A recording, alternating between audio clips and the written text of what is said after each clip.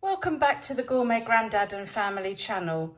Now, inspired by a recent trip to the Bay of Naples in Italy and attending a cookery course where I learnt to make pasta and we used a very simple tomato sauce, I'm going to try and recreate that today. And this really is a very simple tomato sauce.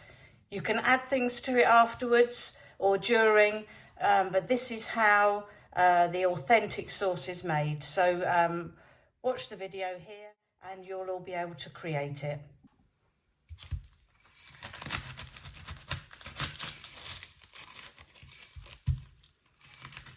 So here we're just removing the skin from the onion. Now it's an interesting recipe, this one, because actually they don't put any garlic in a tomato sauce if it's going to be used with the cheese pasta. So I'm going to be making a ravioli, which will be another video that will accompany this. And so I'm going to follow what they said. So no garlic. If you were making a fish pasta, that's when they use the garlic. This is just in the Naples region of Italy. So other parts, they're very regional in that, in Italy, as are many other countries. And this is how they make it.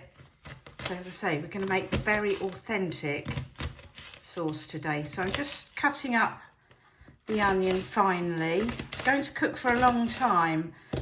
So there probably won't be much of a trace of the onion at the end. So we finely chop it. You'll see I'm using a small knife. It's my preference. I think they call this a paring knife. I'm not 100% sure. You can probably correct me in the comments, but I find that better. I'm not very keen on really large, sharp knives. So anyway, here we have our chopped onion, and on to the next stage. Into our pan, we add a drizzling of olive oil. I think that's probably, it's not a drizzle, it's probably about a tablespoon.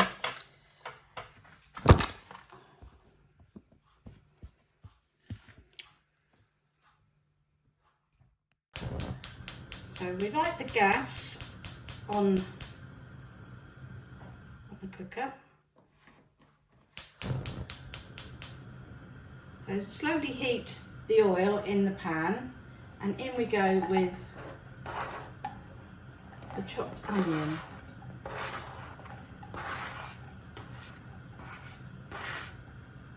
And we will cook that slowly until it becomes translucent.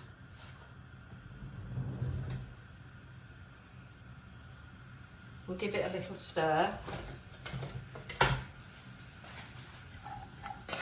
So it's coated in the oil. And as I say, we'll cook that now.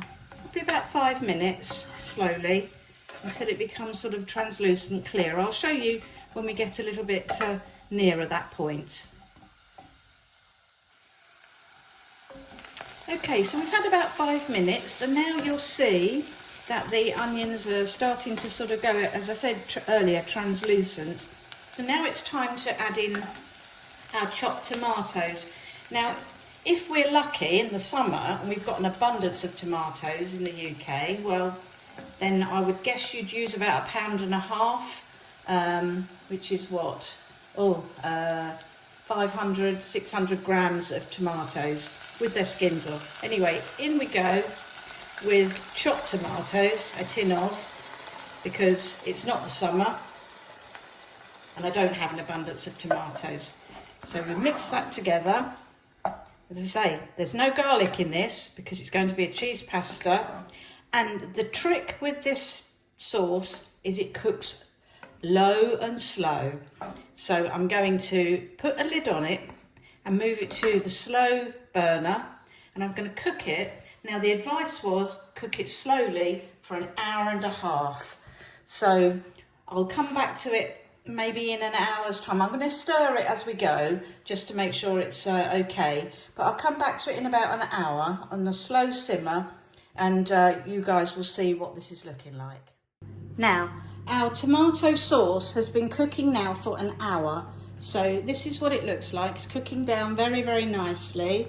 I'm going to give it a stir. Ooh, can't reach the stirring thing. Oh dear.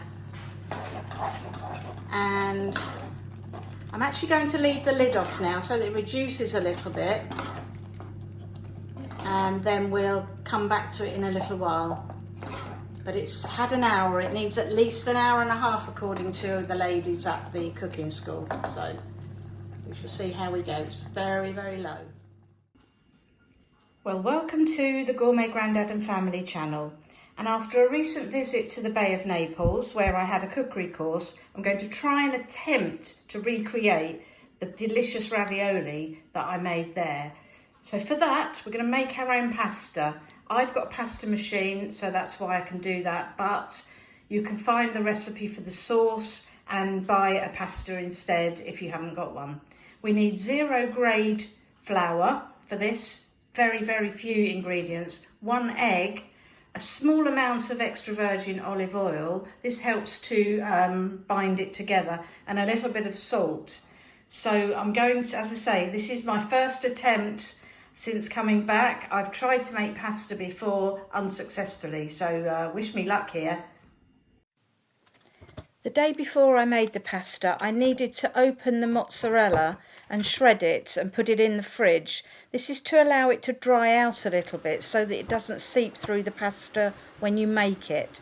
So here I am just doing that procedure, and we'll come back to that tomorrow.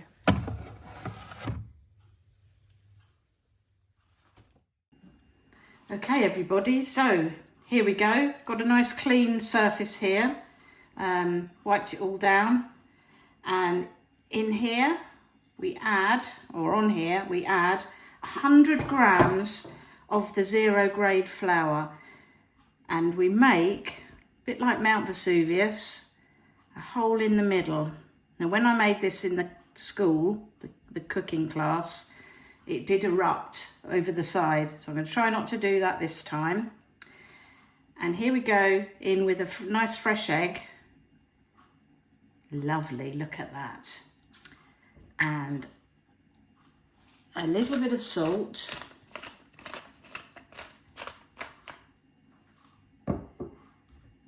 And a tiny drizzle, not very much, of olive oil.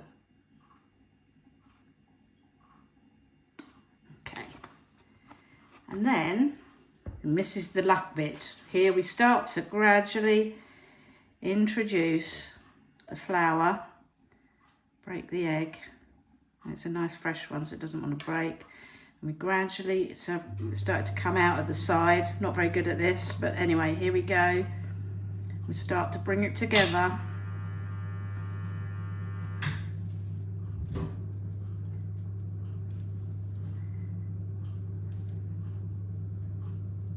Gradually bringing in the flour.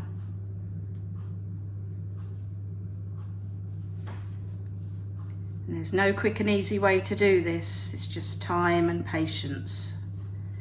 Just keep introducing the flour to the egg.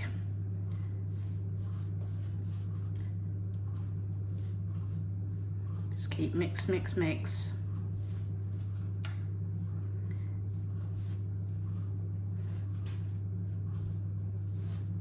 You can, if it's very sticky, add in a little more flour, but you have to be very careful not to overdo that.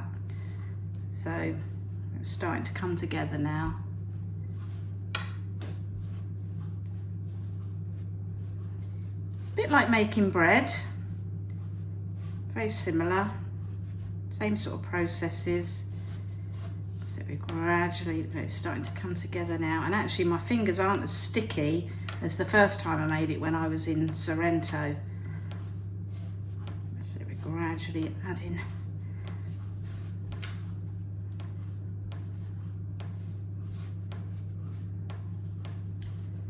feels quite therapeutic, this.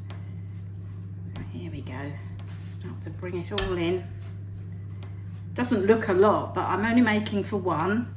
Obviously if you want to make for more people, then you just double up the quantities. 2 eggs, 200 grams of flour, and so on.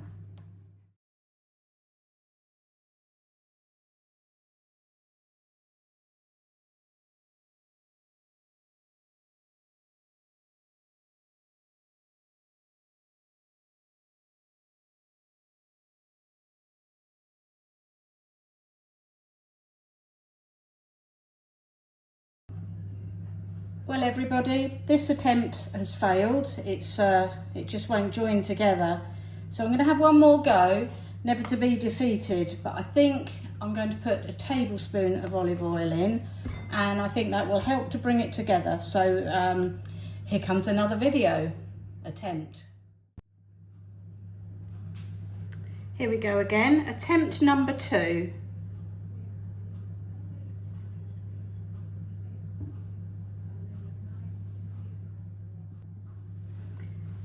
Make it into a nice round. Think Mount Vesuvius.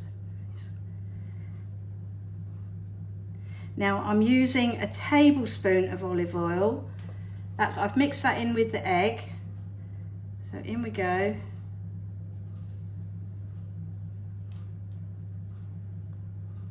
And I'm just hoping, oh, it's all overflowing again. Oh, come back, come back.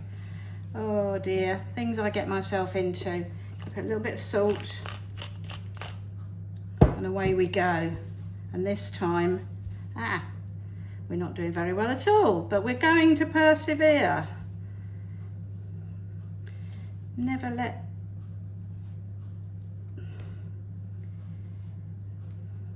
be defeated. Here we go.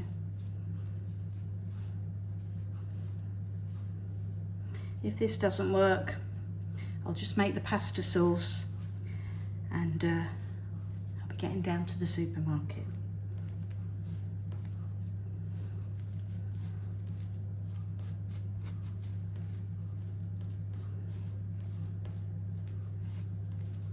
I now know why there's so much pasta ready-made,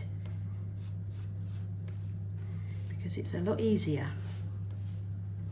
This does feel a bit more sticky than it was the first time round, so I think that's where I went wrong. And the recipe that was in the cooking school only said olive oil, which wasn't very helpful, was it? And I actually didn't even remember there being any olive oil going in it. So there we go, it's coming together much better. They say you put first, you don't succeed. Try again. Okay, so we had to break it all off our fingers before. Try and work that in as well. Now this does feel better actually. It was feeling quite stiff before. This feels much better. So hopefully this is the how to make the pasta. The previous one was how not to make the pasta.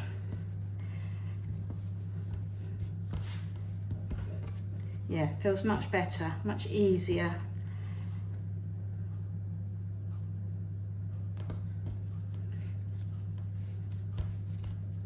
Now I'm going to clean up my hands now,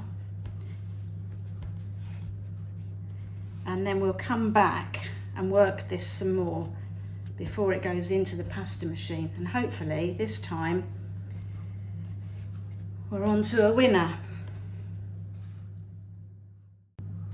Okay, I've cleaned up my hands a bit now, so I'm just going to give this a little bit more work. I'm hoping, I can't actually see the camera, so I'm hoping that you can see what I'm doing. Oh, that's better, put it there. Okay, so this feels so much better. It feels like it did when I was in Italy. So I think we're probably ready to go through the pasta machine now. It feels, yeah, it's folding together much better. So,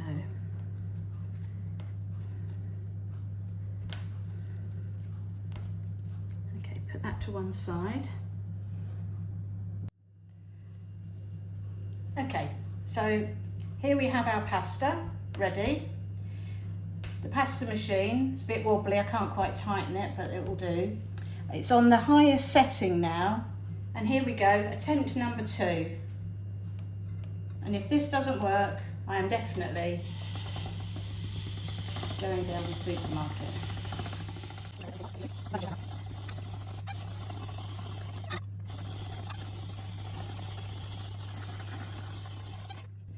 well, still not perfect. So I'm going to go through a couple of times and see if that makes a difference. Okay, well, I've persevered, hooray! And I have something that's starting to resemble what I made in Italy. So here we go. That's it. I just passed it through on the large setting a couple more times. Then I went through, there we go. On this setting, I'm going to do it one more time.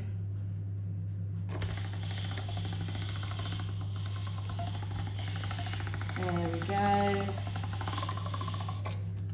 of a funny shape there. We'll do it one more time.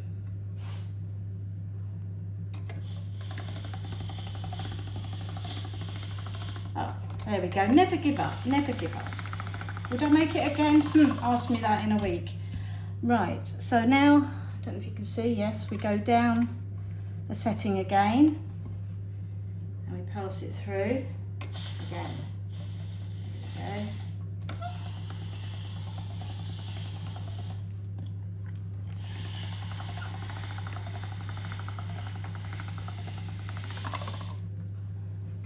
And now we go down one more. And do it again.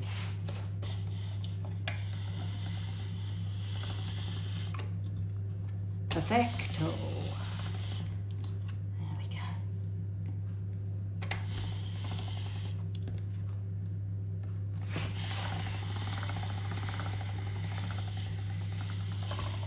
Right, and we go down one more. I think they said to go to number 2. So let's try it one more time.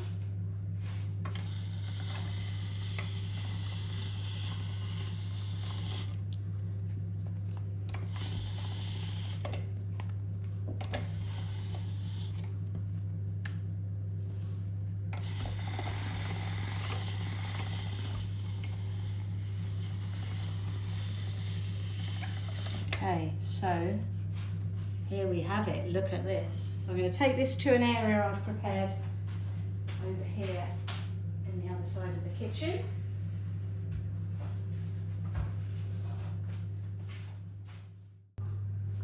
Okay, the ingredients for this ravioli is very, very simple. It's a very simple, traditional Sorrento, Bay of Naples dish. So we've got a pack of mozzarella, which you take out of the packet the day before, drain it, break it up like I have here, and leave it in the fridge overnight. That's to allow it to dry a little bit. I made pasta once before and I didn't do that, and then when I made it and then went to use it, it had started to seep through the side of the pasta. Didn't work very well. So also in this we're going to put 2 tablespoons of ricotta cheese. That's about right. And a little bit of black pepper. And that's all we need for the filling. We just mix that nicely. Ooh. Dear, making a mess. Okay. Now, don't we all love the unboxing of something? This is a little treat I got from our online shopping place, we all know where, because obviously you can't make ravioli without ravioli cutters. Not sure when I'm ever going to use the heart shape, but anyway, we shall see. So here we go, ravioli cutters, the traditional one that we know. The ones I used in Italy, and I am going to add the video that were like this. This one sort of sealed and this one cut at the end. So, and then we have our cutter. Isn't this so cute? So, I do love a little toy.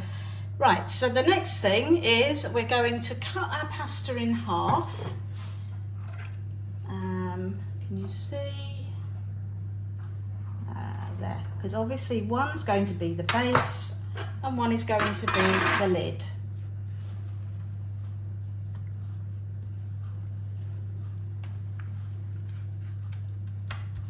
And then we need a small spoon. A small spoon.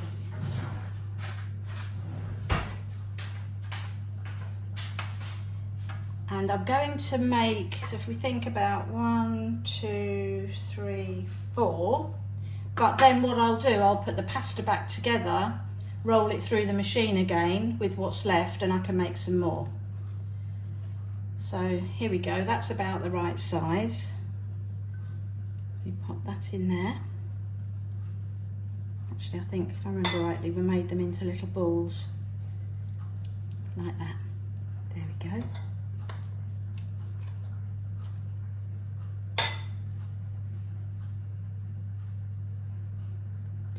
Got to leave room for the pasta to be tucked around the side. Not too much filling, because it will make the sealing of it quite difficult.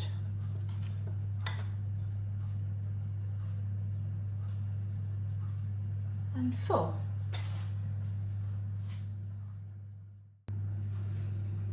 Okay, now we get the top of the pasta, we carefully place it over like this, and then we gently try, or gently not try, we're going to gently squeeze out the air around the pasta so we get a good seal.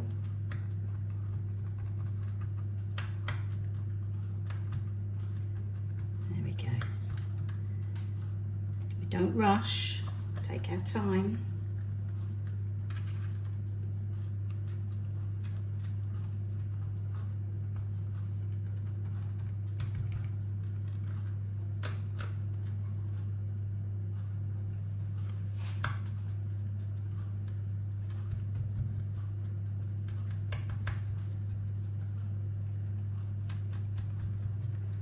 Okay,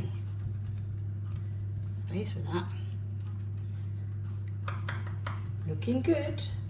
Next thing, gently, just to get a little nice shape. There we go. Doesn't that look good? I've actually got a ravioli tray which I've never used. Am I going to, I don't think I went down hard enough on that. There we go. Am I going to use it? After this attempt at pasta, who knows? We'll have to see. But maybe if I did, getting ambitious now, I could perhaps try with some spinach. I'd have to make sure it's dried out properly. Right, that's that. And then here we go. Nice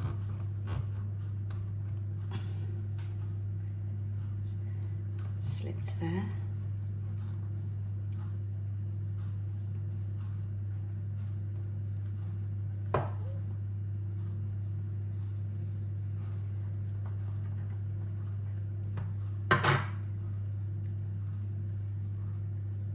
In as well as I would have hoped, but just make sure it's sealed. And I've got here a tray with greaseproof paper on, so maybe I need to be a little bit heavier handed to cut this. That's better. There we go. Now that doesn't seem to have sealed quite right there, so we go down there as well, because what we don't want is when we cook it for it to seep out. So they're looking there, that's looking good.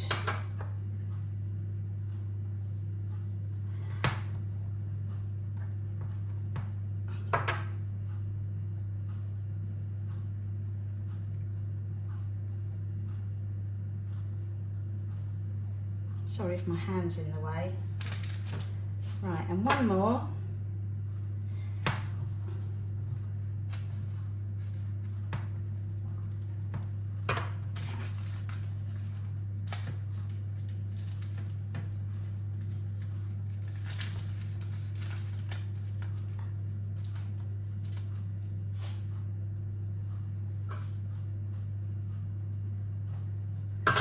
Right, so I've made 4, which for one person, for me, that would probably be enough.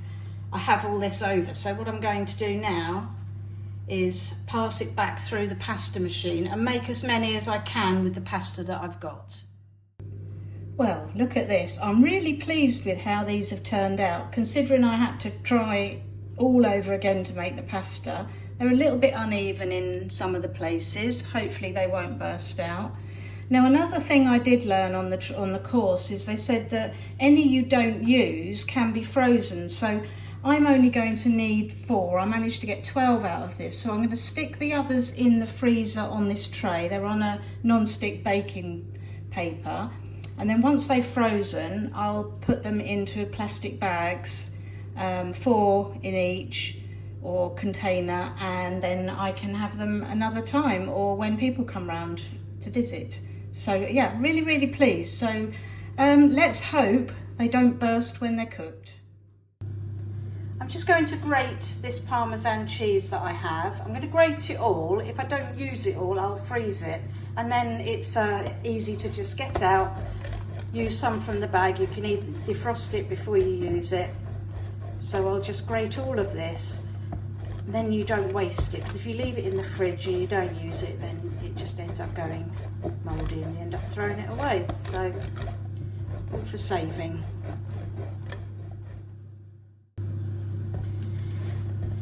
You can, of course, buy this ready grated. It's a cheaper option not to do that. So yeah, if you've got the time to do what I'm doing and grate it, it's not great on the shoulders, great, pardon the pun. Well, the time has come and I'm going to start to cook the pasta. So the first thing I've done is boil the kettle, save some time. I'm going to light the gas and bring it up to the boil again.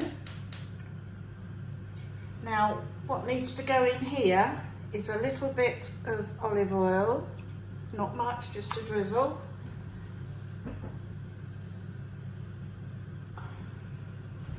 And now we're going to bring this to the boil, and then once it's boiling, I'll come back to you.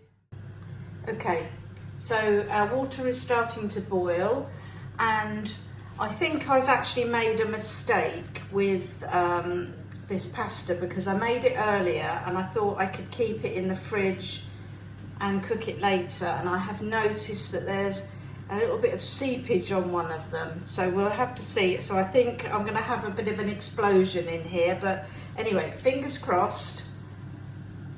I'm going to pop them in. Now the instructions are to cook them for 3 minutes on boiling. That's because it's fresh pasta, so I'm going to set the timer and we'll just make sure they're not stuck to the bottom. So they're boiling, the sauce is on ready. So I'm going to come back in 3 minutes or 2.5 minutes, and we will see if we've had any leakage from this, or whether, fingers crossed, they'll be all right. Now there's only 4 because this is just a little light tea for me, but obviously we could have cooked more if I was cooking for more people. Well, we've got 1 minute to go and everything's looking good so far, so quite excited about this. Okay, this is good. So we have had this cooking now for 3 minutes, and they said to cook it al dente, so that would be 3. I think my preference normally would be to cook it a little longer, and I am just going to keep it going, just, stop the beep, just for a couple of minutes, well not a couple of minutes, maybe just a minute while I get the sauce ready. So that's all nicely reduced. Oh dear, this is good. Right, okay, so let's turn the heat off, and I'm going to drain the pasta. It didn't leak, so that's a good start. I've got a bowl here ready.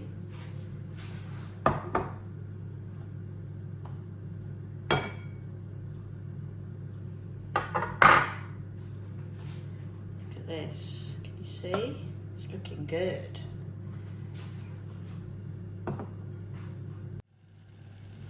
Our tomato sauce that we've made has reduced nicely. It cooked for a good hour and a half, and that's brought out the richness of the tomatoes. It looks lovely. So yeah, we're just waiting for the pasta now, and we should be ready soon.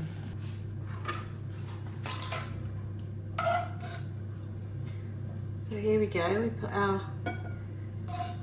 tomato and onion sauce. I was tempted here to whiz it up a little bit, but I'm not going to. Have it how I had it when I was in Naples. This is exactly it. I was also tempted to put some basil on it, but didn't have that in Naples. It was literally just the sauce. And obviously what goes with the sauce, you have to have a generous sprinkling best Parmesan cheese. I think that's probably enough. Okay. So I'm going to enjoy eating this. Well, here we go. I do hope that you've enjoyed watching this video. If you have, it'd be great if you could like, and I hope to see you very soon with another video.